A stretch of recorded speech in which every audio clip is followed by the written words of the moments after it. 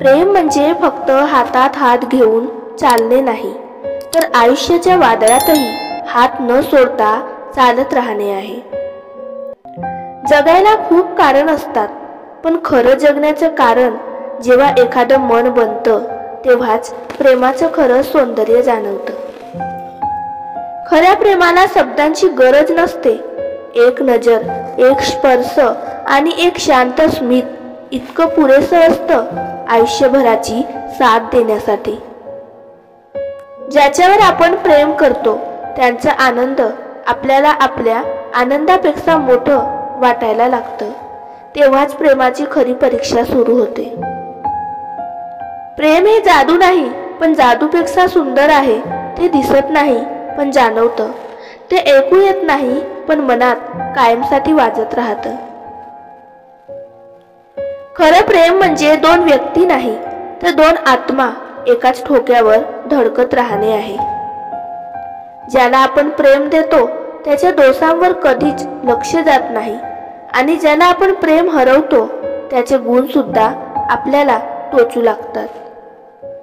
प्रेम हे नेहमी मिळवणं नसतं. कधी कधी ते कोणासाठी स्वतःला विसरणं असतं.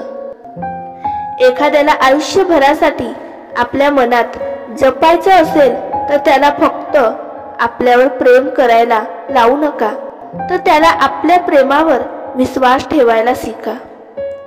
शब्दांनी सांगता न येणारं जे मनात दडलेलं असतं तेच खरं प्रेम असतं.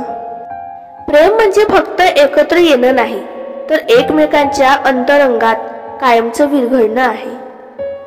जे प्रेम खऱ्या मनाने केलं जातं ते काळानुसार कमी होत नाही, उलट प्रत्येक श्वासागणित वाढत जातं.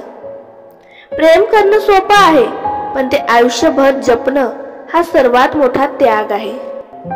कधी कधी प्रेम व्यक्त होत नाही, ते फक्त जाणवतं, नजरेतून, शांततेतून आणि स्पर्शातून.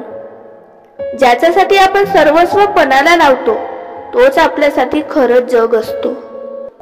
प्रेम हे पुस्तकासारखं आहे. सुरुवात सुंदर असते, पण खरा अर्थ शेवटच्या पानावर कळतो.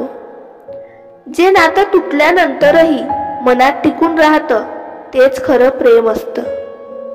प्रेमाची भाषा एकच असते, जपणं. ज्याने जपलं त्याने खरं प्रेम केलं. प्रेम म्हणजे फक्त एकत्र राहणं नाही, तर दूर असतानाही मनाने कायम सोबत राहणं आहे.